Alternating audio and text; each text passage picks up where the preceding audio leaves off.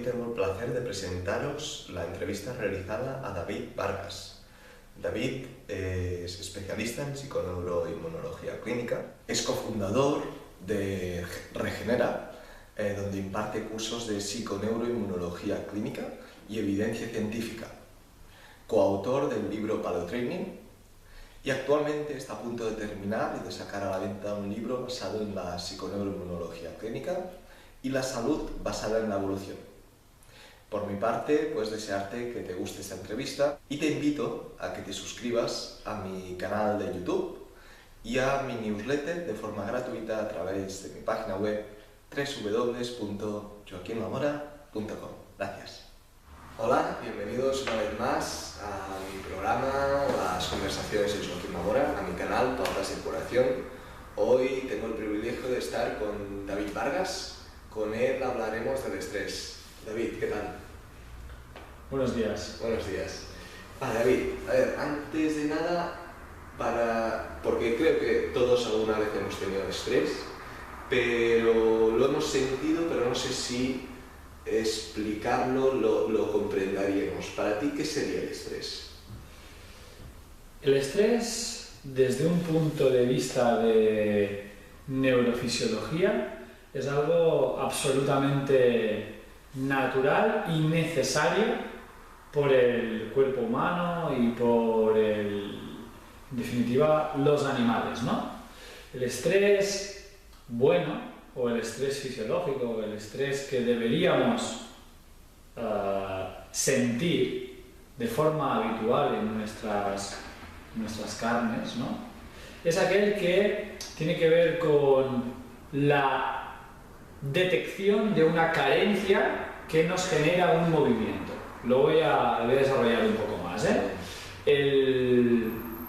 Una situación de equilibrio, una situación de homeostasis, como por ejemplo pueden ser los niveles de glucosa en sangre, o como puede ser por ejemplo el volumen sanguíneo, se mantiene gracias a unos sistemas hormonales llamados de alostasis. Estos sistemas van buscando, a medida que por ejemplo la glucosa se va agotando, en este caso por los eritrocitos o por las neuronas en el cerebro, se va agotando la glucosa en sangre, y los sistemas alostáticos que significa que buscan ir reequilibrando, van produciendo una glucogenólisis, o sea, la descomposición de glicógeno, para ir manteniendo los niveles de glucosa. Entonces vamos degradando el glicógeno intrahepático, en este caso, si es la glucosa para los eritrocitos o para las neuronas, y vamos manteniendo los niveles de glucosa, van bajando y los vamos manteniendo porque vamos descomponiendo.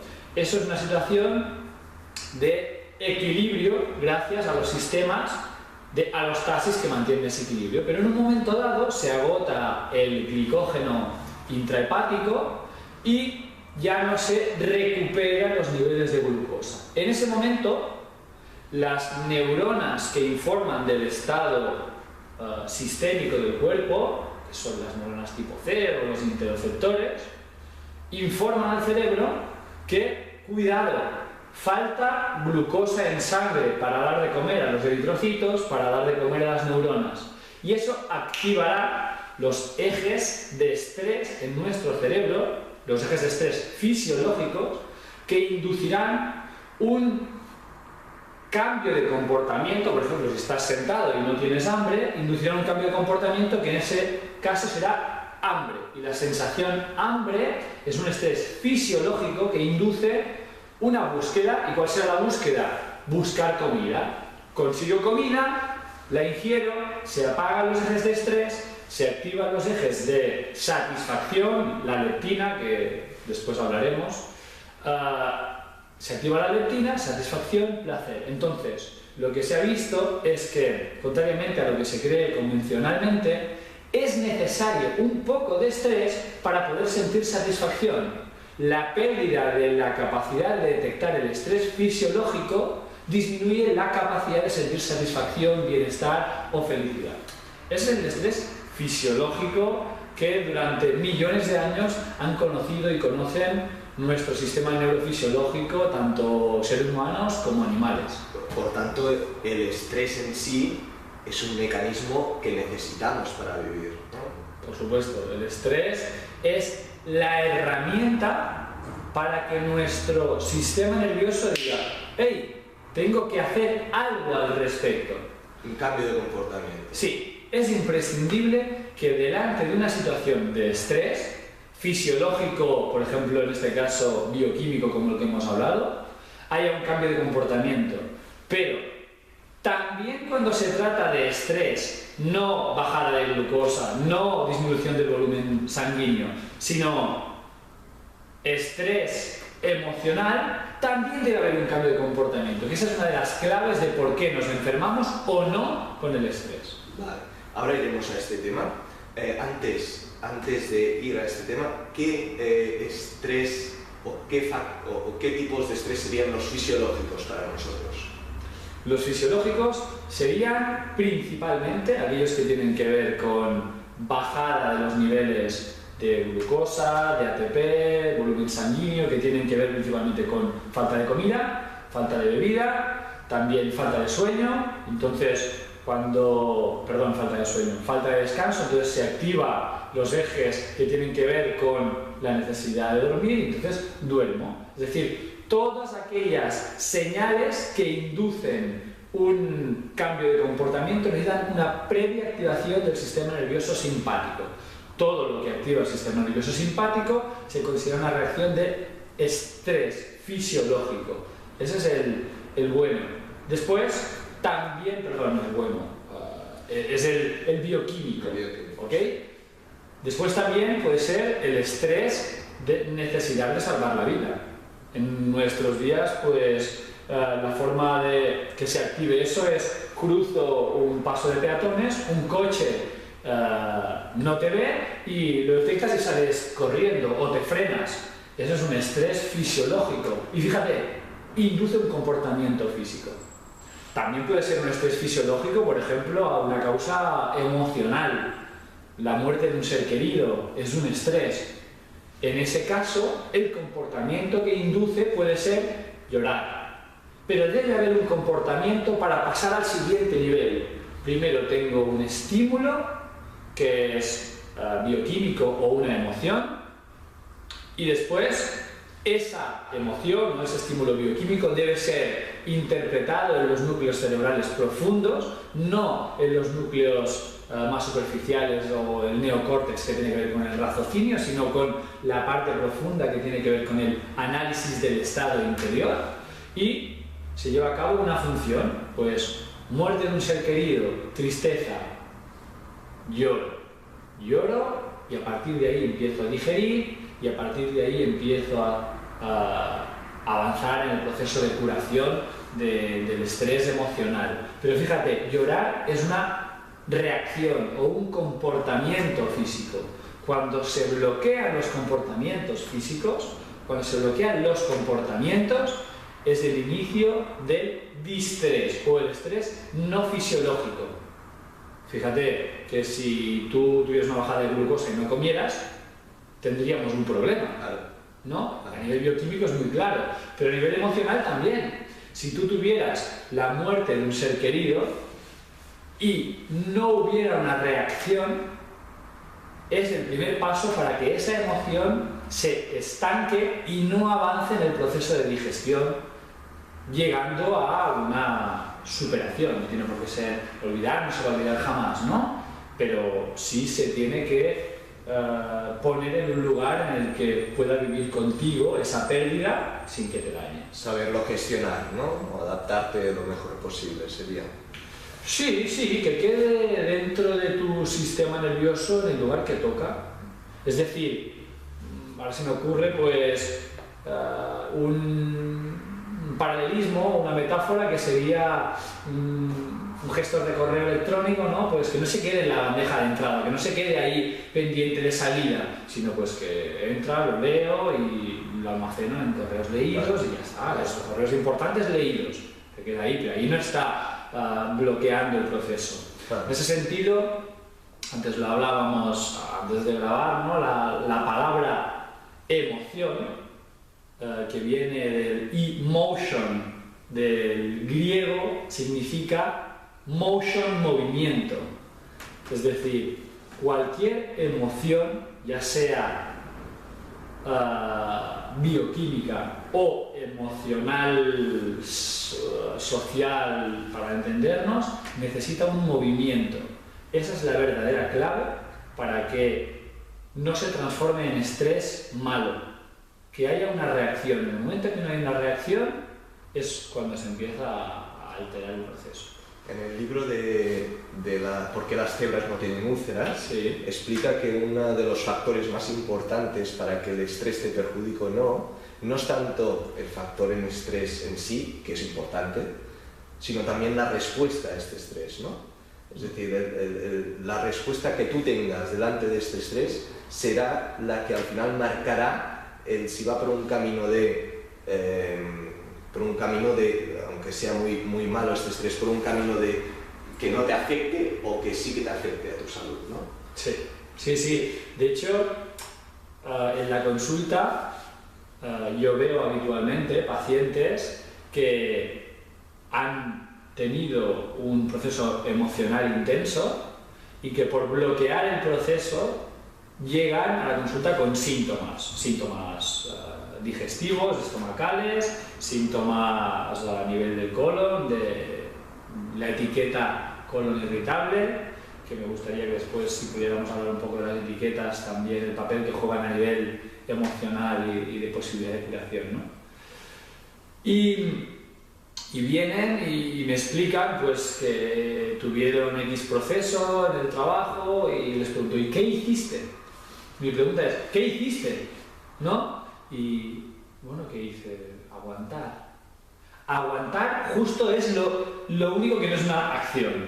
Tú puedes reaccionar hablando con tu jefe, tú puedes reaccionar gritando, puedes reaccionar dejando el trabajo, puedes reaccionar de 1000 modos posibles, ¿no? Siempre adaptado a la sensibilidad de cada uno. No todos tenemos que reaccionar del mismo modo.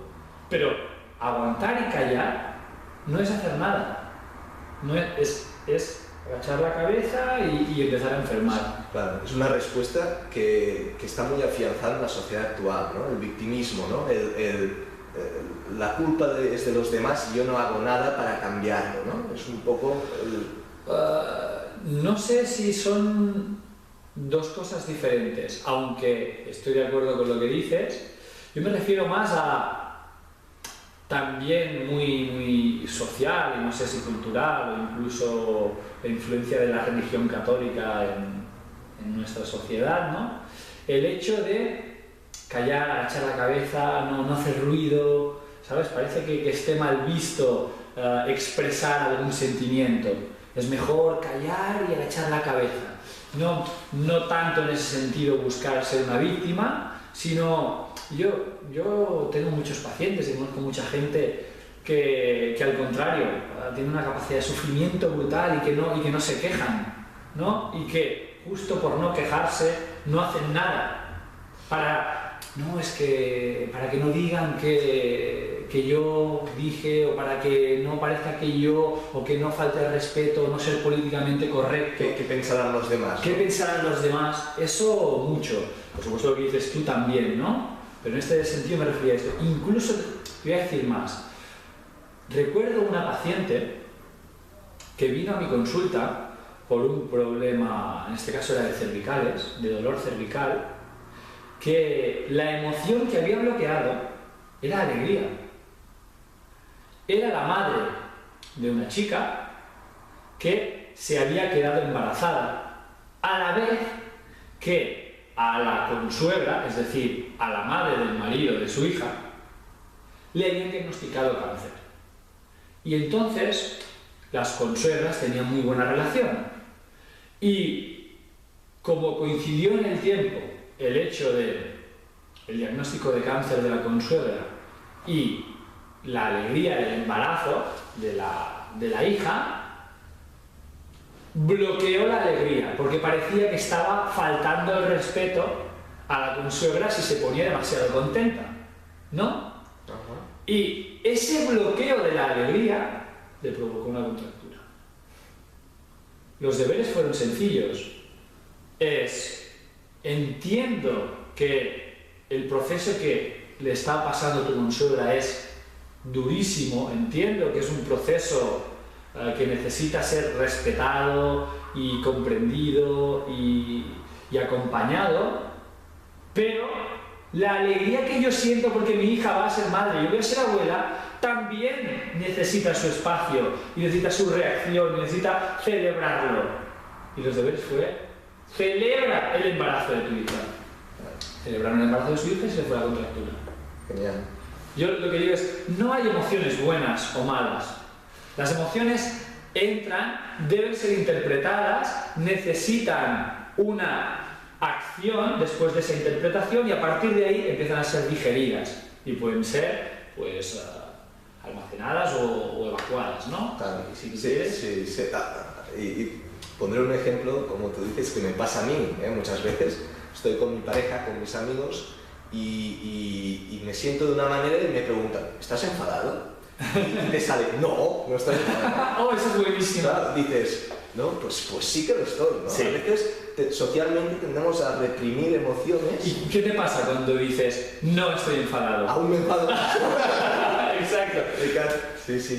Es esta represión inconsciente, ¿no? Quizá porque tampoco, quizá nadie me lo ha dicho, pero de alguna manera, ¿no? Hueles que el estar enfadado, expresar que estás enfadado, pues puede ser no muy bien visto para los demás, ¿no? Y creo que es muy bueno lo que dices, ¿no? Que las emociones son emociones como tal y si están y si siempre han estado aquí, por algo son, ¿no? No sabemos que reprimen, ¿no? Sí. David, hemos hablado del tipo de estrés fisiológico. ¿Cuáles serían el tipo de estrés que nos afectaría más a nuestra salud en la sociedad que nos encontramos hoy en día? El nombrado distrés. Vale. Hay dos puntos importantes en lo que se refiere al distrés o al estrés patológico. Punto número uno y más importante. Tiene que ver con el constructivismo. El constructivismo es cómo nosotros construimos nuestra realidad, es decir, cómo nosotros nos construimos nuestras cárceles en nuestro cerebro o nuestros paraísos. ¿Cómo puedo estar viviendo en un lugar precioso, como en este caso Bañolas, con el lago, un tiempo, pues hoy hace sol, ¿no? Y también hace viento. ¿Y cómo yo puedo decir, esta mañana cuando hemos llegado yo, hostia, Kim, qué alegría, ha salido el sol, ¿no? O podría decir, hostia, Kim, hace viento, qué pena. Ese es el constructivismo. Desde donde yo veo el mundo es donde voy a construir yo una cárcel o un paraíso. Entonces, eso es absolutamente clave. El constructivismo. ¿Cómo veo yo el mundo? El prisma o la lupa que yo pongo, ¿se lo pongo a lo bueno o se lo pongo a lo malo? Eso es muy importante. Y segundo, todos aquellos factores de estrés que no tienen una lógica evolutiva, sobre todo a nivel de contexto. Por ejemplo, el estrés de larga duración en el que no puedo hacer mucho, por ejemplo, una hipoteca que en su día firmé porque me equivoqué y todos nos podemos equivocar, ¿no? No estoy hablando de mí, estoy hablando de un caso hipotético. Firmo una hipoteca, me equivoco y resulta que hay una bajada del trabajo, una bajada de los ingresos y ahora estoy con el agua al cuello. Mantenido en el tiempo es muy enfermizo. Muy enfermizo. Nuestro sistema neurofisiológico no entiende no poder hacer algo al respecto. Entiende equivocarse, pero entiende, después de equivocarse, poder hacer algo. En ese sentido, cosas que tienen que ver con el poder judicial o las leyes también generan mucho estrés porque no puedes hacer nada, no está en ti, está en una ley, ¿no? Claro. Yo recuerdo un episodio que me pasó a mí con un tema de un alquiler y bueno, una serie de leyes, cometí un error, ¿no?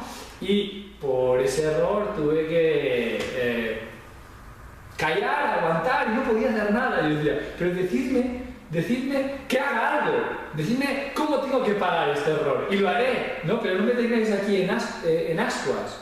O también podría ser, por ejemplo, un trabajo, que tienes un jefe que no es muy buena persona y no se porta muy bien con los trabajadores y tú necesitas ese dinero, necesitas ese trabajo y intentas hablar con él y continúa no siendo un buen jefe, intentas hacer cosas y continúas en una situación no buena para ti.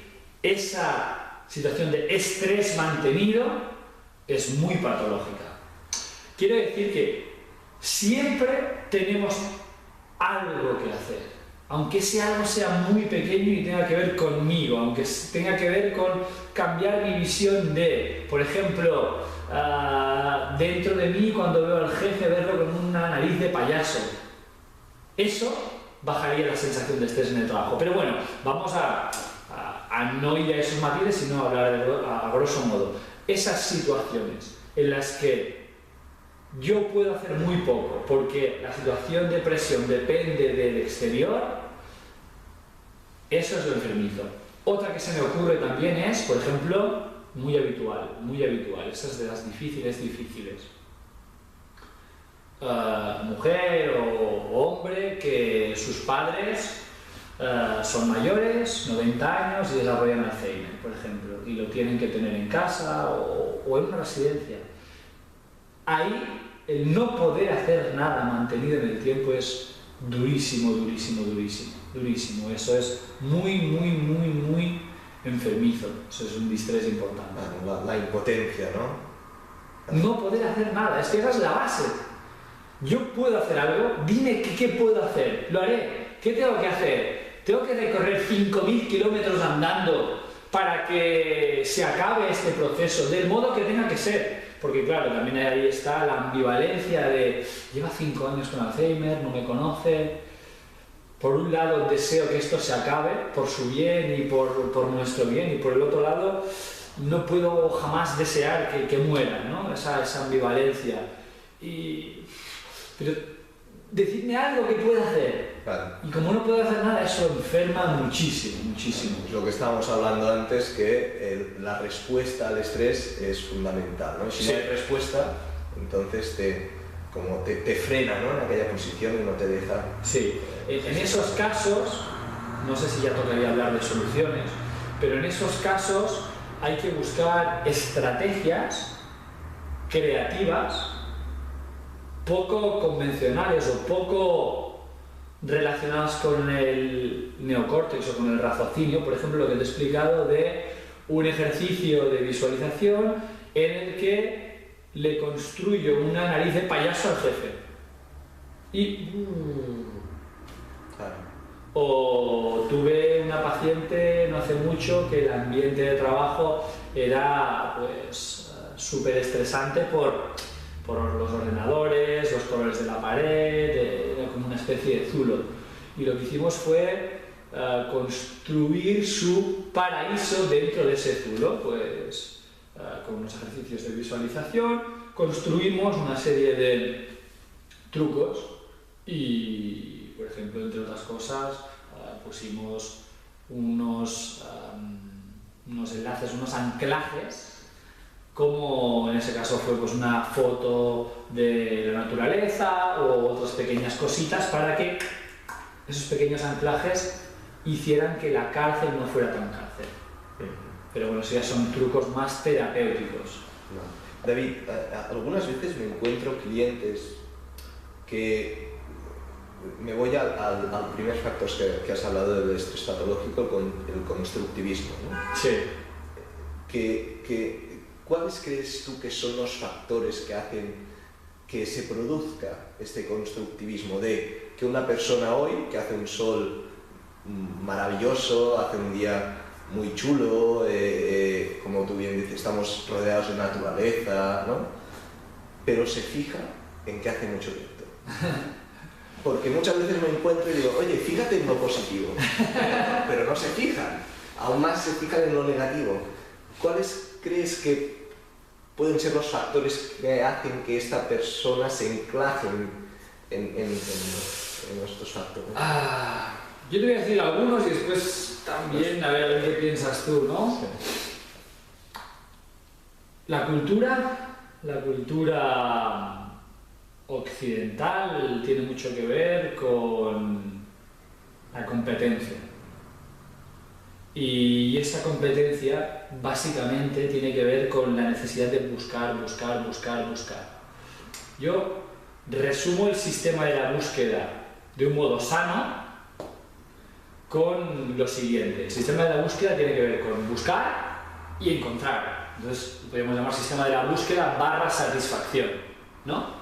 Entonces, un sistema de la búsqueda / satisfacción sano es aquel que tiene un equilibrio entre sentir ilusión, motivaciones, búsquedas, retos, un 50%, con un 50% de, y ahora lo que diré, verás que puede sonar medio mal y puede que desarrollarlo, 50% de búsquedas, ilusiones, motivaciones, retos, con 50% de sentir felicidad con lo que ya tengo. Con la palabra conformarme, feliz con lo que tengo. Fíjate que la palabra conformarse no tiene muy buenas connotaciones en nuestra cultura, ¿eh? Yeah. Porque es una cultura de competitividad. El capitalismo, en ese sentido, sobre todo en Estados Unidos, pues es la base de la competición. Los niños se insultan así, diciéndose, esto significa L de loser. Se hace así, loser, ¿no? Hasta ese punto tenemos la competitividad dentro nuestro. Sacas un 8 y tu padre te puede decir, fantástico, una alegría, has hecho lo que has podido y está bien, si sacas más bien y si no, pues no. Pero no es lo habitual, es muy bien, a ver si el próximo sacamos un excelente. Claro. Esa competitividad hace que el sistema de la búsqueda-satisfacción tienda a buscar y poca capacidad de conformarme feliz con lo que ya tengo, ¿no? Y eso, claro, ¿qué hace? Pues hace que hoy hace sol, pero hace viento. Entonces no me centro en que hace sol, me centro en, sí, pero es que todavía hace viento, podría no hacer viento. Podría ser mejor. Podría ser mejor. Yo creo que esa es una de las causas. Después, por otro lado, también, y eso sí que hay estudios, el llamado fetal programming, creo que entrevistaste a Xavi, ¿no? Sí, de toda la programación fetal y de la programación de las palabras en el niño, ¿no? Nosotros recuerdo que hicimos en su momento un artículo de revisión de HPA Axis and Fetal Programming, que significa pues programación del eje hipotálamo pituitario adrenal o de estrés y la programación fetal.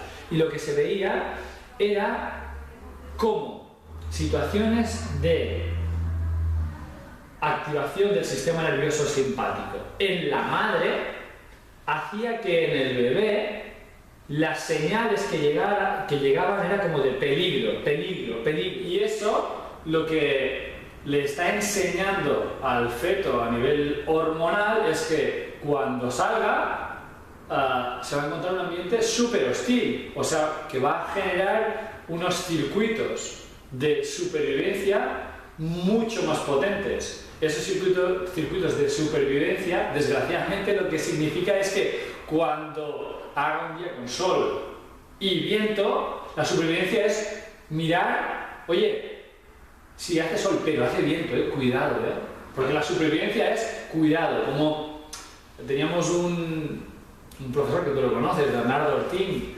que decía que en la guerra los primeros que mueren son los valientes y que, entre comillas, la gente que tiene miedo son los que más posibilidad de sobrevivir.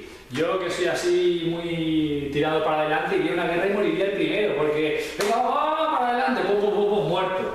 Entonces, el que tiene miedo, vigila, analiza, cuidado porque esto, cuidado porque lo otro, y ese análisis permanente de todas las posibilidades, de todas las opciones de que las cosas vayan mal, pues te salvaría la vida en un ambiente hostil, pero cuando el ambiente no es hostil, entonces se transforma en un estrés importante. No sé si contesto, no sé si estás de acuerdo tú. Sí, creo que lo que dices estoy muy de acuerdo porque esto creo que nos lleva a plantearnos que muchas veces estamos realizando alguna acción que es incoherente para nosotros y nos da un estrés patológico, pero a la vez esta acción que puede ser incoherente tiene algún beneficio para nosotros, ¿no? ¿Como por ejemplo? Que está escondido en nuestro inconsciente. Por ejemplo, el no querer hablar con tu jefe si te está tratando mal, ¿no? Ajá. ¿Cuál es el beneficio de no querer hablar con tu jefe, ¿no?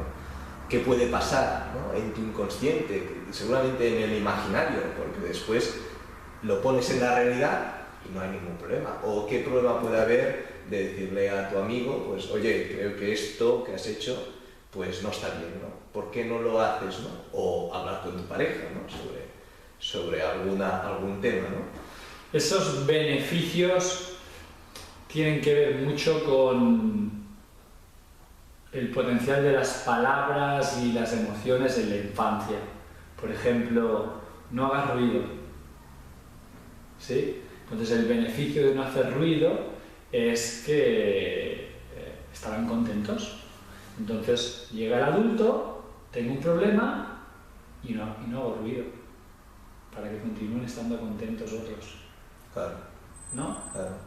Sí, sí, Ahí claro. en ese sentido, antes cuando hablabas del ambiente hostil, ¿no? Hablábamos del fetal programming, hemos hablado de la guerra, pero también deberíamos hablar de ambientes no tan hostiles físicamente, pero un poco hostiles a nivel de lenguaje, tipo mensajes de doble vínculo, como ¿has sacado un 8 en este examen? Te felicito. Pues si la próxima sacas un 9. ¡Crack! Claro. Sí, no hace falta estar en una guerra para después tener una sensibilidad alta al estrés, ¿no? Por supuesto. Hay otros niveles y que, por desgracia, pasan de forma muy a menudo, ¿no? en todas las familias, que también nos pueden programar para que en situaciones no demos una respuesta coherente con nuestra manera de sentir y pensar, ¿no? Sí, el tema es que esa programación epigenética tiene que ver con receptores hormonales, por ejemplo, receptores de glucocorticoides a nivel de los lóbulos prefrontales, por ejemplo, entre otros, o a nivel de los núcleos amigdalinos, y hacen que el constructivismo del que hablábamos antes tienda a construir cárceles o tiendas a construir paraísos. No sé si has entrevistado a Carlos Pérez. Sí, a Carlos Pérez. ¿Lo entrevistaste? Sí. Carlos es la persona que cuando tienes un problema debes llamarlo, porque lo llamas y es: no pasa nada, esto se arregla seguro, fantástico, alegría, ¿sabes? Es una persona que la situación que haya, él ve un paraíso. Esas personas es muy difícil que tengan problemas, es muy difícil que enfermen, porque ven el lado positivo siempre, y al revés. Hay gente que le toca la lotería y lo que piensa es: ya verás ahora, tendré que pagar impuestos, cuidado que me van a robar, me van a secuestrar. Y eso es muy dañino a nivel inmunitario, a nivel tiroideo, a nivel digestivo, a nivel del eje hipotálamo pituitario gonadal. Y bueno. Hace poco también entrevisté a Miquel Llorente, que es uno también de los profesores en el curso de Batega, de Xavi y Noemí. Y bueno, me comentó que este mecanismo de estrés que has descrito, el fetal programming, es tan antiguo como que también los primates lo tienen, ¿no? También están programados según su experiencia fetal, ¿no? Sí, de hecho el fetal programming es una herramienta de supervivencia y como tal no lleva con nosotros 10.000 años, ni 100 años, ni 500, ni siquiera 1.000.000. Es una herramienta de evolución basado en conceptos de Darwin. Y yendo un poco más allá, además del fetal programming, lo que hay es la estructura neurológica, esa macroestructura de tejidos nerviosos profundos, no de enzimas. Por ejemplo, cuando hablamos de enzimas digestivas que sí han habido adaptación, pues efectivamente en momentos en los que hay una presión selectiva grande, se pueden generar adaptaciones para determinadas enzimas, para determinados genes, aparecen mutaciones, por ejemplo, la persistencia de lactasa de adulto hace 8.000 años en el norte de Europa, pero eso tiene que ver con pequeños genes que tienen funciones concretas, esas adaptaciones, ¿no? Eso, por ejemplo, lo explica muy bien Magalán Fontes en nuestro curso de psiconeuroinmunología, basado en la evolución. Ese argumento de no, es que somos los mismos de hace 2 millones de años, no es exactamente así. A nivel de enzimas digestivas, a nivel de pequeñas mutaciones, existen, y siempre buscando la evolución, bajo un concepto de Darwin, ¿no? Pero a nivel de macroestructura, de esa estructura neurológica que hace que podamos prevenir el peligro o podamos generar una conducta de cautela para poder sobrevivir, eso es absolutamente macroestructural, eso no ha sufrido modificaciones y no tendría sentido que la sufriera. Claro. Al contrario, delante de una presión selectiva, lo que hay es una situación de peligro, lo que se hará es más cautela. Claro. Comportamientos de más peligro. No sé si nuestros días podrían catalogarse como una presión selectiva a nivel tolerancia al estrés, porque, por ejemplo, en estudios en sociedades cazadoras-recolectoras, lo que han visto es que realmente, a nivel de bienestar, tenían mucho mayor bienestar que nosotros. Es decir, vivían en pequeñas comunidades, cooperaban, había un espíritu de equipo, de tribu, no solía faltar la comida, contrariamente a lo que se cree. Las grandes hambrunas aparecieron con la aparición de la agricultura y la dependencia del tiempo para poder llevar a cabo pues, una buena recolecta, ¿no? Entonces, en esas sociedades cazadoras-recolectoras parece ser que no había tanto estrés. No sé si a lo mejor en estos momentos estamos en un momento de presión selectiva para tolerancia al estrés, que si crisis económicas, que si permanentemente recibir información a través de internet, radio, televisión, de cuidado, hay una guerra allí, cuidado, hay un accidente aquí, cuidado esto. Realmente yo personalmente no pongo las noticias para evitar que me contamine. No sé si tú vives eso cuando pones las noticias. Yo la tele la veo muy poco, poquísimo, solo algún programa que escojo que creo que puede estar bien y no, las noticias muy pocas veces las veo, muy pocas veces. Y si me interesa alguna, pues voy a internet, ¿no? La escojo yo, no me la dan. Claro. Muy bien, David, súper interesante. Entonces, hacemos un paso más. Venga. Y vamos a ver cómo influye el estrés en nuestros sistemas, ¿no? Hemos hablado del estrés, el sistema nervioso, que van cogidos de la mano, pero también el estrés va cogido de la mano con otros sistemas, el hormonal, a nivel intestinal, digestivo. Mucha más psiconeuroinmunología estrictamente, ¿no? Sí, exacto. Entonces, si nos centráramos a nivel hormonal, ¿no? El estrés incluso puede provocar que las mujeres no tengan regla. Sí, de hecho eso es un mecanismo muy sencillo y descrito. La prolactina, por ejemplo, es una hormona de neuroprotección y que aumenta en situaciones de peligro o de estrés, y esa producción de prolactina inhibe el eje hipotálamo-pituitario gonadal. Entonces es habitual en pacientes, mujeres en este caso, que sufren estrés y que no tienen ningún tipo de patología, ya está todo descartado, que presenten las analíticas una situación de hiperprolactinemia, ¿no? Y que no sea por un prolactinoma, que no es un adenoma hipofisario que hace que aumente la prolactina. O, por ejemplo, los niveles de hormona tiroidea baja. Por ejemplo, si tuviera así para dibujarlo, intentaré hacerlo sin... Imaginariamente. Una situación de déficit de yodo, por ejemplo, lo que va a hacer es que los niveles de hormona tiroidea bajen, y eso hace a nivel hipotalámico un aumento de la TRH, la Tyrotropin Releasing Hormone, la hormona estimuladora de la hipófisis para que haga TSH. Entonces, esa TRH, por déficit de yodo, por ejemplo, por no comer pescado, por no comer marisco, que es las principales fuentes de yodo y que es bastante habitual la carencia de yodo en nuestros días, en nuestra sociedad, esa bajada de yodo que hace poca hormona tiroidea hace que por biofeedback negativo a nivel hipotalámico se haga más TRH. Esa TRH, cuando sube, por un lado estimula la hipófisis para que haga TSH, que es la hormona estimuladora de la tiroides, pero por el otro lado la TRH hace que aumente la prolactina. Y si aumenta la prolactina, se inhibe el eje hipotálamo pituitario gonadal.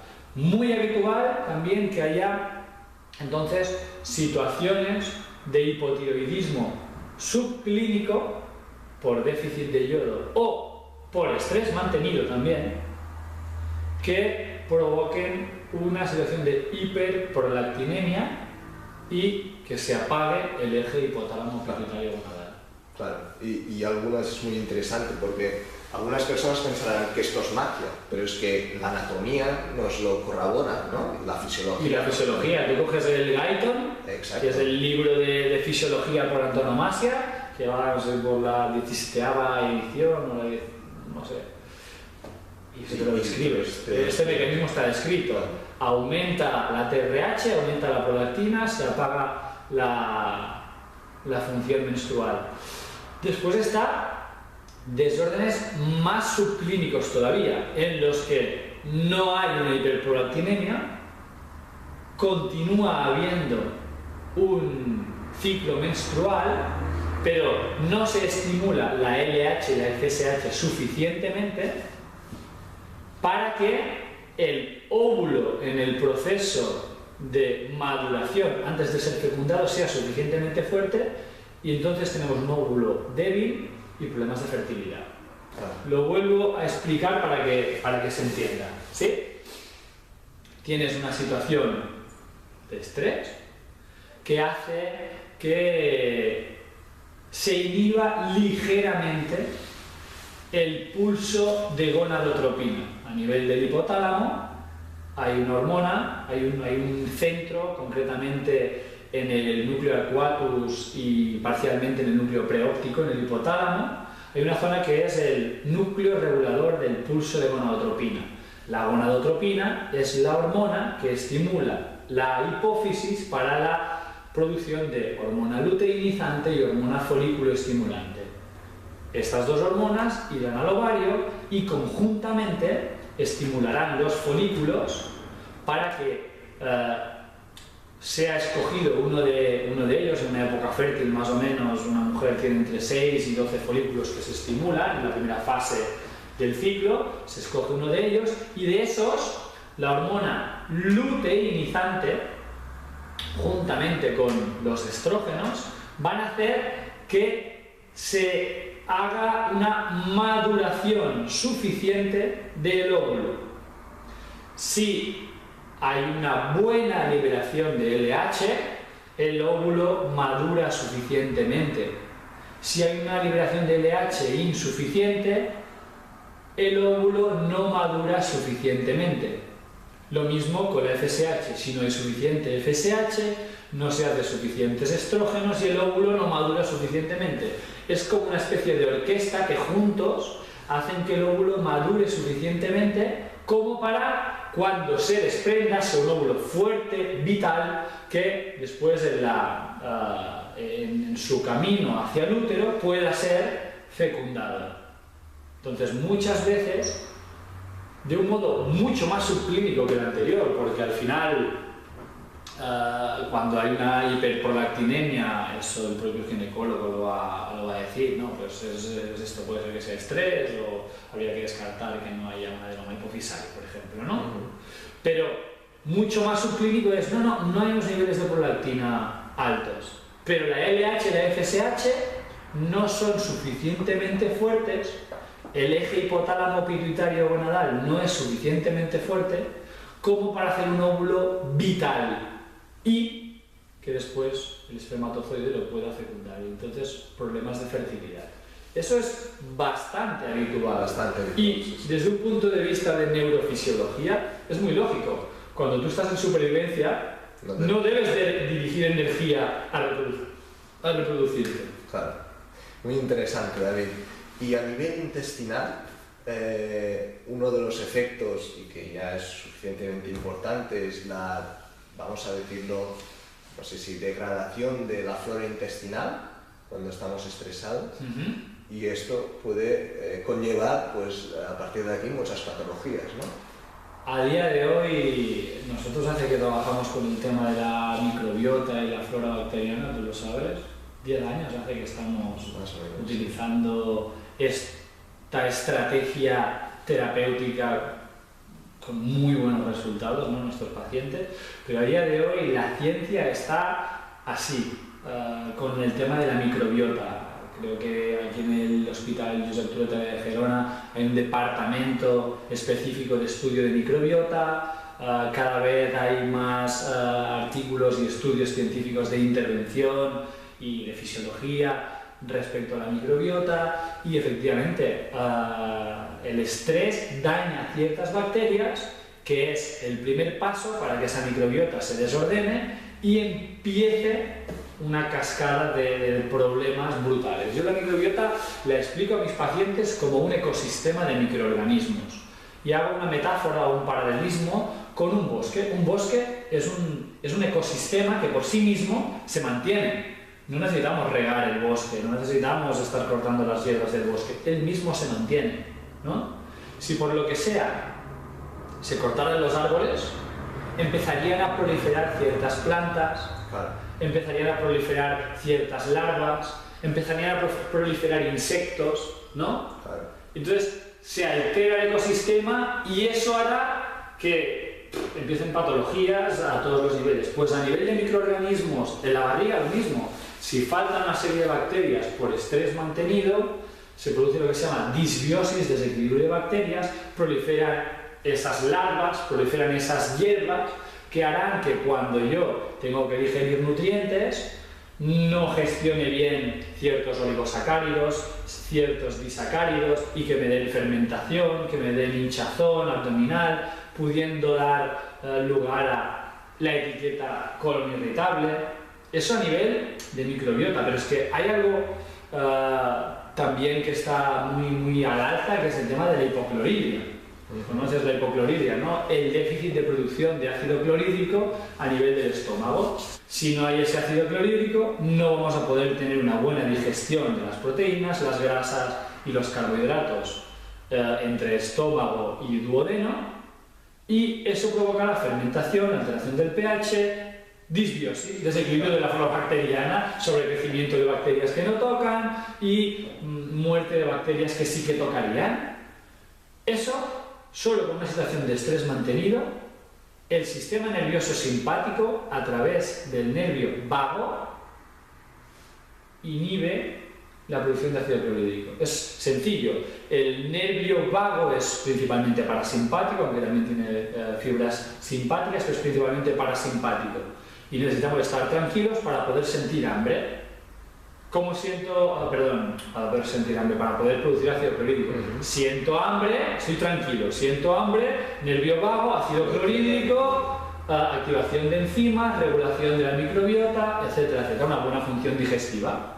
Tengo estrés mantenido, no se activa a través del nervio vago la producción de ácido clorhídrico, dificultad de activación de enzimas, dificultad de digestión, sobrecrecimiento bacteriano, disbiosis, alteraciones digestivas. Y esto es muy coherente, ¿no? Porque hablábamos antes que si tú estás estresado, estás en alarma, para tu sistema nervioso estás en un mecanismo de supervivencia y por tanto no toca digerir. Y supervivencia, de alarma antes hemos dicho que es haz algo. No hay que olvidar que hacer algo significa llevar la energía al sistema musculoesquelético principalmente, no al estómago. Claro. De hecho, los pacientes cuando tienen estrés dicen, es que tengo como un nudo en el estómago, o es que no tengo hambre. Eso es hipocloridria, ese es mantenido en el tiempo hipocloridria. Claro, claro. Antes de ir a las soluciones o a las herramientas que podemos tener para gestionar nuestro estrés, has hablado de las etiquetas. ¿Hasta qué punto las etiquetas? Porque muchas pacientes vienen a nuestras consultas, ¿no? Y dicen, me han dicho que tengo tal, ¿no? Y parece esto que ya no lo puedes sacar de aquí, ¿no? Incluso si esto no tiene mucho tiempo, ya forma parte de esta persona. Es un rol, ¿no? Difícil, ¿no? Sí, sí, las etiquetas, que antes te he dicho que me apetecía hablar de ellas relacionadas con el estrés, probablemente son una de las cárceles que nos hacemos nosotros mismos o que nos hacen. Y a mí me gusta poner un ejemplo para explicar esto de las etiquetas, que alguna vez ya lo he explicado, no es un caso real, es un caso ficticio, ¿eh? Pero vamos a ver una paciente que se le ponga una etiqueta o la misma paciente sin esa etiqueta. ¿Cómo se transforma su vida con o sin etiqueta? ¿Sí? ¿Cómo se transforma en una cárcel o cómo se transforma pues, en un camino de posible solución?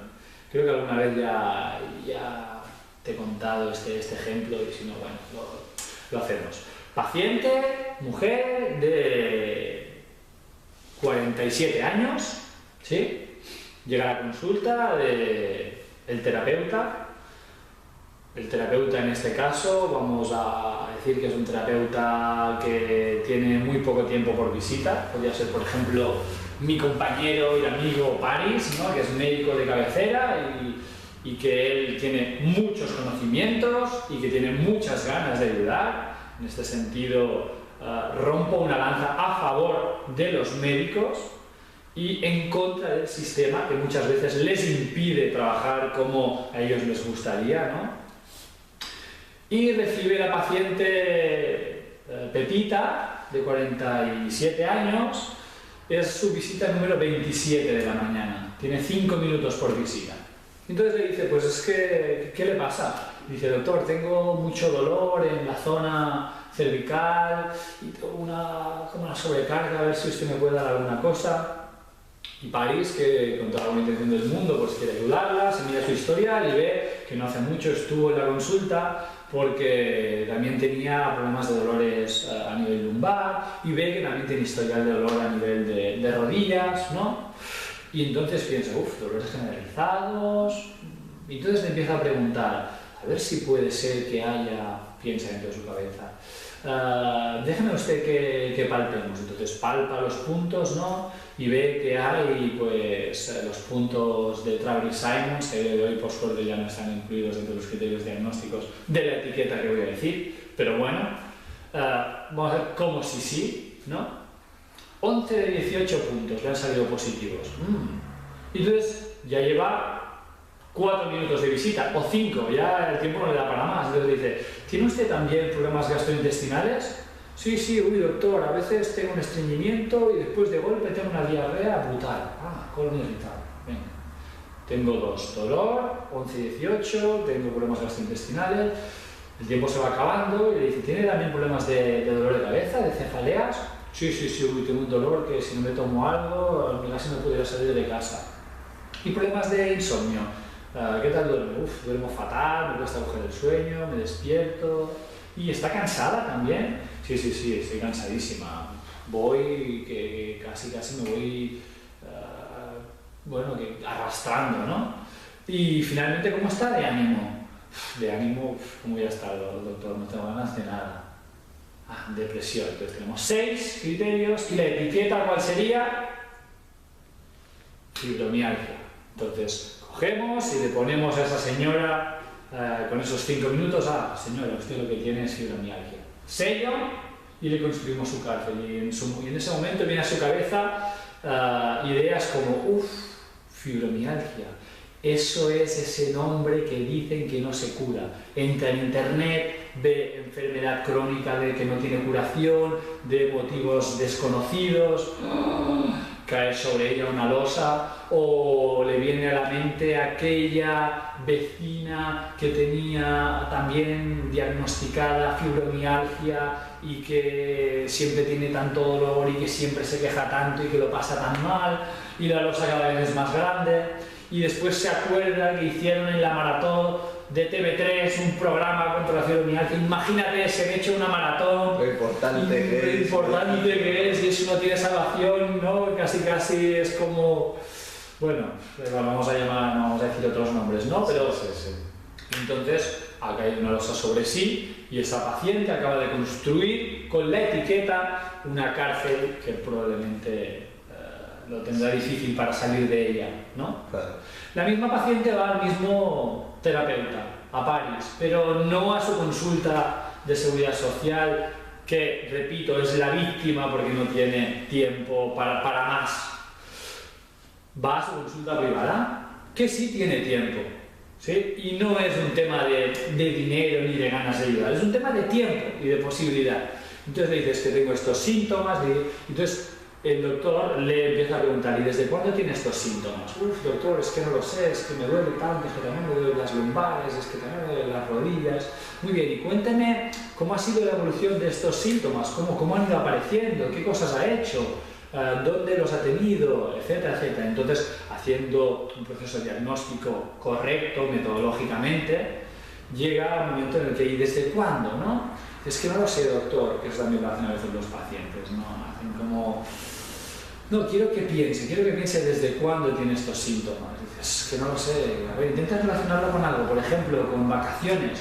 ¿Cuándo fue las últimas vacaciones que no tuvo síntomas? Dice, a ver, el año pasado fue de vacaciones, estaba fatal.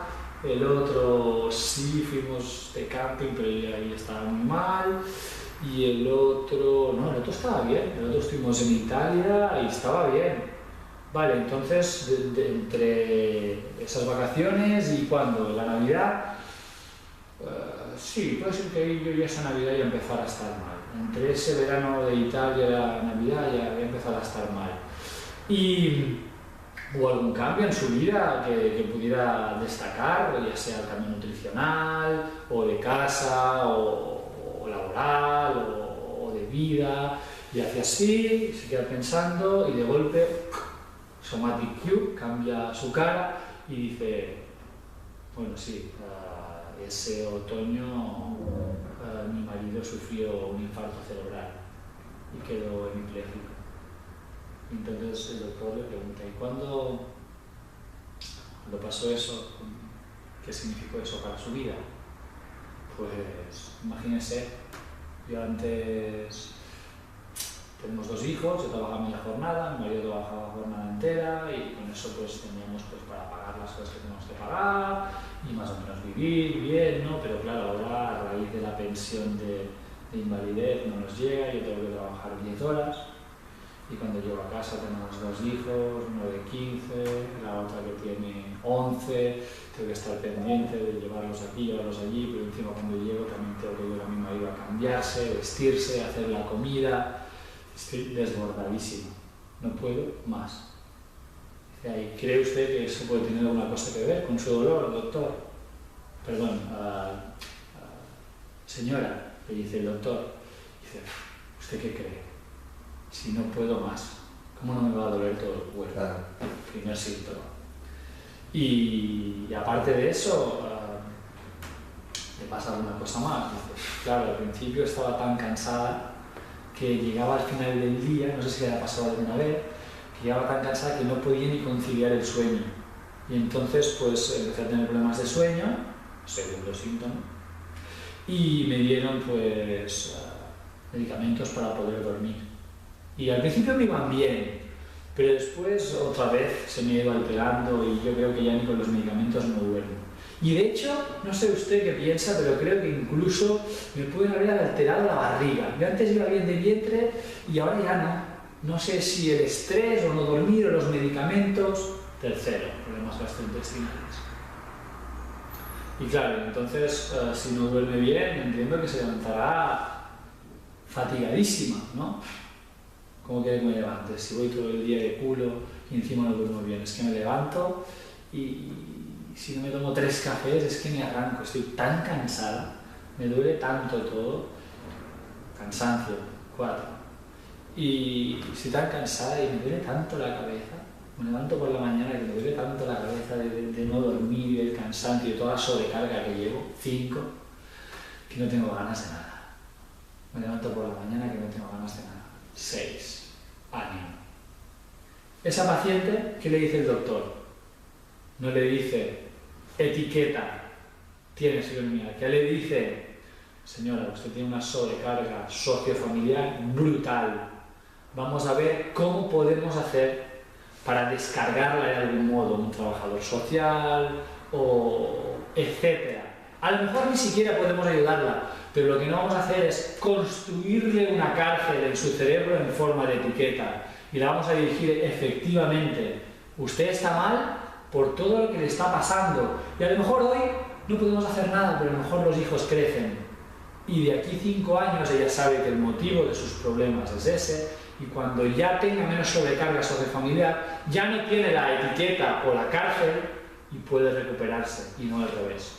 Eso es un estrés en forma de etiqueta. Claro. No sé si ese ejemplo me gusta ponerlo porque lo deja muy claro. Queda muy claro, sí. Como un distinto punto de vista puede hacer que enfoques tu enfermedad de una manera más enfocada hacia la solución, ¿no? Sí. Enfocada hacia el no poder hacer nada y el no tener un camino de posible solución, ¿no? Muy bien, David. Entonces, vamos a las soluciones, a las herramientas que tenemos, que podemos nosotros mismos crear para gestionar mejor el estrés. Vale. Herramienta número 1. Hacer algo físico. Si la situación en concreto nos lo permite, hacer algo. Es decir, tengo problemas en el trabajo y no estoy haciendo nada, pues tengo que hacer algo. Hablar, negociar, gritar. La comunicación, hablar, ese es el primer paso para que las emociones empiecen a circular. Ese es el primer paso. ¿Sí? Segundo paso. Hay veces que solo con hablar es suficiente y a veces no. Y hay gente, por ejemplo, en las grandes ciudades en las que el ritmo de vida, las hipotecas, las situaciones no permiten hacer algo en concreto. En ese caso, lo que hay que hacer, o una solución que yo propongo, es actividad física con una cierta intensidad. Lo que se conoce como paleotraining, ¿no? Salí en la cuenta de La Vanguardia, que era el tema del paleotraining, es una herramienta de curación de estrés a nivel de neurofisiología. ¿Por qué? Porque nosotros estamos muy adaptados a apretar los dientes mentalmente. Es decir, paso estrés, aprieto los dientes y aguanto. Y yo lo que quiero es que aprendamos a apretar los dientes físicamente. Que hagamos algo físico, solo por el hecho de hacer algo físico las emociones circulan. Tenemos mucha tolerancia al estrés mental o social, tolerancia en el sentido de no hago nada y aguanto, pero muy poca tolerancia al estrés físico. Cuando aumentamos el estrés físico, la tolerancia al estrés físico dentro de nuestras capacidades, un ejercicio físico de fuerza de una cierta intensidad dentro de las capacidades, lo que vemos es que aumenta la tolerancia al estrés físico, se reduce la percepción de estrés mental. Y te lo dice la gente, dice, ¿estás qué? Antes es como que ese constructivismo, que yo veía el problema muy grande, que veía que hacía viento, ahora veo que hace sol. ¿Sí? Hacer algo físico, aunque no sea específico con el motivo de estrés, pero ya activa los procesos de hacer algo, de quemar esa adrenalina que el sistema nervioso simpático ha puesto en la bandeja de salida. Digamos, volviendo a la metáfora del gestor de correos, entra una señal de estrés, sube el simpático, los sistemas alostáticos me piden que haga algo normalmente físico, no lo hago, y voy apretando los dientes, bruxismos, etcétera, etcétera, ¿no? Pues yo te digo, haz algo físico, aunque no sea específico, pues haz algo físico para que esos sistemas alostáticos bajen. Y ahí veo la situación o el problema con otros ojos. Esa es una muy buena estrategia. Otra muy buena estrategia, de momento hemos dicho, hacer algo, reaccionar, llorar, gritar, negociar, hablar, ¿no? Algo específico cuando es posible. Cuando no es posible, hacer algo físico de una cierta intensidad. Training se viene de algo disfuncional, es variable, es intenso, etcétera, etcétera, ¿no? Y además está enmarcado en un contexto de naturaleza, que también se ha visto que los estímulos relacionados con la naturaleza a nivel visual activan núcleos cerebrales de placer, y los estímulos relacionados con el sistema nervioso simpático relacionados con elementos artificiales activan el sistema nervioso simpático. Bueno, entonces la naturaleza también es una buena herramienta, estar en contacto con la naturaleza. Y otro punto muy importante es la inflamación, la nutrición como herramienta terapéutica. ¿Cómo? Me dirás. Hemos dicho cómo el cerebro influye de aquí para abajo, pero también de abajo para arriba. Hay estudios de unos científicos, Charles Rayson y Andrew Miller, en Estados Unidos, que están estudiando cómo la inflamación influye a nivel central a través de diferentes mecanismos. Una nutrición que daña la microbiota, que hace un estado de low grade inflammation o de inflamación de bajo grado, provoca una cierta actividad inmunitaria que se comunica con la resta del cuerpo a través de proteínas que informan de esa inflamación, o llamado de otro modo, inmunomensajeros. Esos inmunomensajeros lo que le dicen al cuerpo es peligro, que hay una inflamación, y volviendo a la evolución, la inflamación era un proceso de infección, y esa infección o un golpe lo que tenía que generar era una conducta de cautela para no salir a cazar o a dar una vuelta y poder sufrir muerte, ¿no? Entonces la inflamación, los inmunomensajeros a nivel central informan de cuidado, no estás sano, preocúpate, esa estrategia de supervivencia de la que hemos hablado antes, ¿no? Pues el low grade inflammation hace inmunomensajeros que a través de diferentes mecanismos un poco complejos, porque hay una barrera hematoencefálica, hoy día ya se sabe que sí, por diferentes mecanismos, activan lo que se llama el sistema inmune dentro del sistema nervioso, que son las células glía, la microglía, el astrocito y la célula glía, y activan esas partes del sistema nervioso relacionadas con el sistema inmune, haciendo que donde se debía producir serotonina, que es una hormona del bienestar, en lugar de hacerse serotonina, se hace, por ejemplo, ácido quinurénico o ácido quinurénico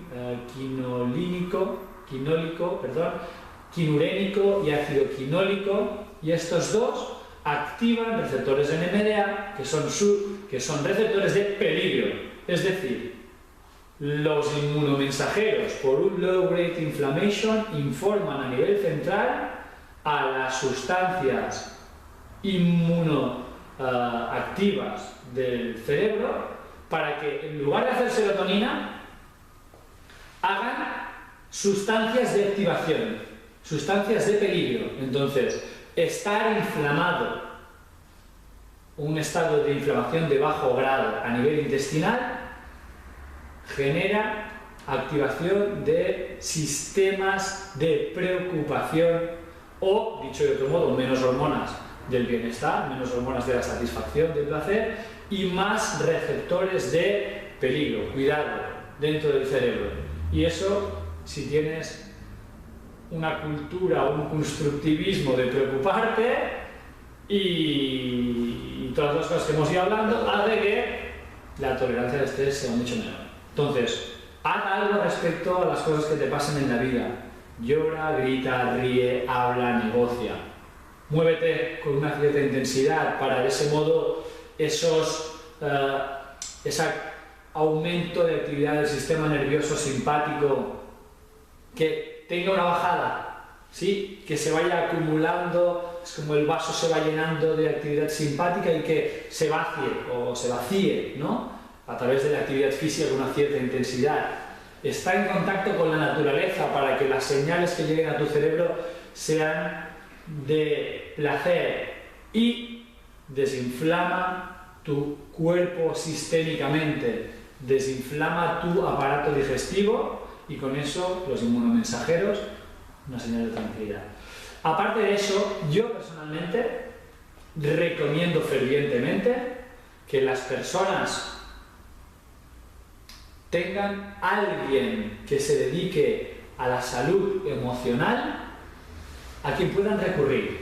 Y no estoy hablando de psicología, estoy hablando de personas. Creo que tienes que entrevistar a Julieta París, por ejemplo, ¿no? La tengo que entrevistar. La tienes que entrevistar. Pues gente como ella, que domina las emociones y ayuda a cambiar ese constructivismo, esos hechizos que nosotros tenemos, es necesario. Y no hace falta estar mal. No hace falta estar con depresión para ir a alguien que te quite esos hechizos. No, al contrario. Cuanto más salud tienes, cuanto más provecho sacas de ir a una persona que te ayude a solucionar esos pequeños hechizos de ser excesivamente competitivo, de esos conflictos con uno mismo. Recetas, entonces, haz algo respecto a la vida, algo en concreto. Actividad física con una cierta intensidad, naturaleza, desinflámate y no esperes a estar mal para cambiar esos hechizos. Acude a alguien como Julieta, aquí propaganda, acude a alguien como Julieta para que te ayude a mejorar esos hechizos. Esto último que dices es muy interesante porque en Oriente se dice que no estoy enfermo cuando tengo un síntoma. Estoy enfermo y entonces tengo el síntoma, ¿no? Es un poco el cambio de paradigma, es decir, no, como tengo este síntoma, ahora estoy enfermo. No, lo tienes porque ya estabas enfermo, ¿no? Entonces creo que es muy interesante lo que dices de no tenemos que ir cuando estamos mal, sino tenemos que ir antes para pues poder en definitiva vivir la vida de la forma más coherente y como más... Ver el sol en lugar del viento. Exacto, feliz, ¿no? En definitiva... Hay un concepto que me gusta decir, que es pon un gurú en tu vida. Esto lo hablé en su día con Julieta, el tema del concepto gurú. Ella no le acaba de gustar la palabra gurú, pero bueno, estuvimos intentando buscar un sinónimo y no lo encontramos, entonces me quedé con gurú. Y tiene que ver con... Antes, en las tribus, había una persona que era el sabio o el gurú, ¿no? Y una persona que normalmente tenía una cierta edad, porque la experiencia sabe más del diablo por viejo que por diablo, ¿no? Por la experiencia, pero dentro de los que tenían una cierta edad, no todos eran el sabio.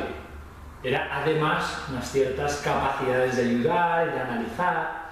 Esa persona ocupaba un lugar en la tribu de a quien la gente le iba a consultar, y entonces les hacía reflexionar o les ayudaba a ver que no todo era como los veían ellos, ¿no? No era el psicólogo, era el sabio, o era el gurú, o era el chamán, ¿no?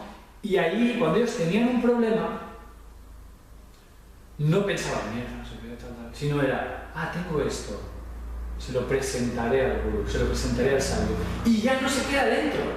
Y ya estoy haciendo algo. ¿Sí? Lo tengo aquí, digo, lo dejo aquí para presentárselo. Y digo, ¿cuándo nos podemos ver que tengo que presentarte un problema, tengo una dificultad? Se la presentaba, el otro le daba su opinión, lo hablaban y ya estoy haciendo algo. Claro. Yo creo que cuanto más sano estás, más provecho sacas del gurú. Claro. No hace falta estar muy mal para sacar un provecho del gurú. No hace tanto, no había gurús y lo que había eran curas. Y la gente se iba a confesar. Cuando tenían problemas se iban a confesar. Hoy día, por la crisis que está sufriendo pues las creencias o la religión, ya tampoco el cura tiene ese espacio. Y como sí, tenemos redes sociales, comunicación, YouTube, que está genial a muchos niveles, pero el one-to-one se pierde, el contacto, las confidencias cada vez se pierden más. Yo recomiendo poner un gurú en tu vida como una estrategia interesante también para crecer, para ser feliz y para gestionar mucho mejor el estrés. Pues David, genial, has dado una clase magistral. La verdad es que estaría hablando contigo todo el día con este sol magnífico que hace. Muchas gracias. Muchas gracias a ti, ha sido un placer y a mí me hubiera gustado que dieras mucho más aportaciones porque tú tienes mucho conocimiento, haces ver que no sabes, pero tienes muchísimo conocimiento. Bueno, ya colgaré un vídeo en el YouTube donde salgo yo. Y un día estaría bien que fuera al revés, que yo te entrevistara. Ah, pues mira, cuando quieras, cuando quieras. Muchas gracias, David. Muchas gracias, Kim. Deseo que te haya gustado esta entrevista. Si quieres descubrir más entrevistas como estas, te invito a que te inscribas a mi newsletter a través de mi página web www.joaquinlamora.com.